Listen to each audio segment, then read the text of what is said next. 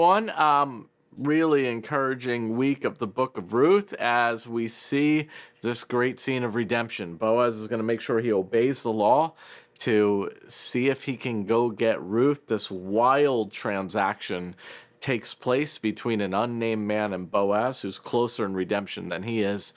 And it ends up, and the unnamed man's like, I'll take the land. And Boaz is like, cool, but just one little qualifier, some fine print. That land comes with a mother-in-law and a wife and a new family you got to make. And I just imagine that guy going home and being like, what a day. We got some land and people are moving in.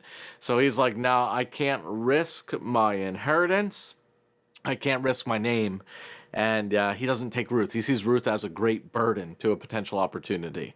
And it is really interesting. Ultimately, it's his greed that he doesn't do this. And it's fascinating to think, here's a guy who is driven by some greed here, whose big concern is his legacy, his inheritance, his name, and he ends up unnamed. We have no idea who he is. And that is a striking thing about idols. It's a striking thing about greed. When we give in to them, they usually deliver what we most fear, and the exact opposite of what idols promise.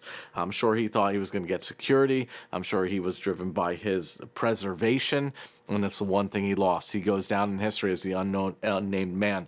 For Boaz, the redemption of Ruth is not a burden, it's a great blessing. And the difference between Boaz and this man is this man's driven by idolatry. Boaz is driven by love. And when you're driven by love, you don't see redemption and people as burden. You see them with the heart of God as his beloved, that you want to see them as someone to serve, someone to sacrifice for, someone to be generous for. And, we're in a new facility as a church, and a big part of that is there's a bunch of people that see the lost around North Jersey not as a burden, but with the heart of God, as God's beloved people. And so they're willing to, like Boaz, be generous and do the work of redemption. Ultimately, Jesus is the true Redeemer who comes and chooses us, who bears the burden, who spills his blood to pay our debt. Redemption always has payment. Redemption always has cost.